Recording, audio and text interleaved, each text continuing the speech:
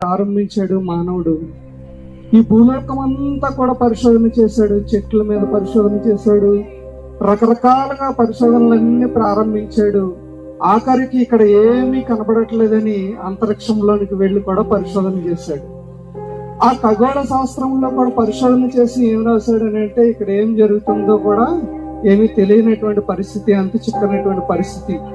నేటికి కూడా మరి అనేకమైనటువంటి శాస్త్రవేత్తలు, ఎంతో జ్ఞానము కలిగినటువంటి శాస్త్రవేత్తలు ఇక్కడ అక్కడ రకరకాలైనటువంటి పరిశోధనలు చేస్తూ మరి చక్కగా వారి యొక్క జ్ఞానాన్ని బయట కనబరుస్తున్నటువంటి విధానం మనకు కనబడుతూ ఉంది. అయినప్పటికీ కూడా ప్రియులారా, మరి కొన్ని వేల సంవత్సరముల క్రితమే ఈ పరిశుద్ధ గ్రంథములో మహాజ్ఞానాన్ని రాస్తూ ఈ జ్ఞాని ఏమాయను అని బైబిల్ గ్రంథం మనతో మాట్లాడుతూ ఉంది. ఈ జ్ఞాని ఏమైపోయాడు అని అంటే, ఈ యొక్క మరణాన్ని జయించేటటువంటి వాడు ఎవ్వడు కూడా కనిపించట్లేదు. ఎన్ని పరిశోధనలు చేసినప్పటికీ కూడా ఈ మరణాన్ని మాత్రం జయించలేనటువంటి వారిగా మనకు కనబడుతూ ఉన్నారు ప్రియులారా.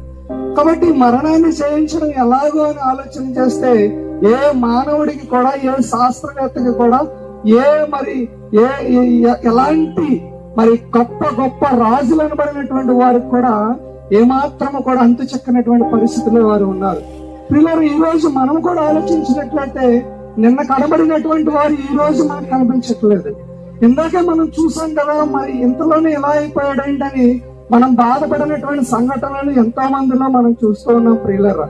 కాబట్టి ఇటు మరణాన్ని జయించగలిగినటువంటి వారు ఎవరు మనకు కనబడట్లేదు. ఇదిగో పరిశుద్ధ గ్రంథాలు నేను మీకు చూపించబోతున్నాను. నజరేయుడైనటువంటి యేసుక్రీస్తు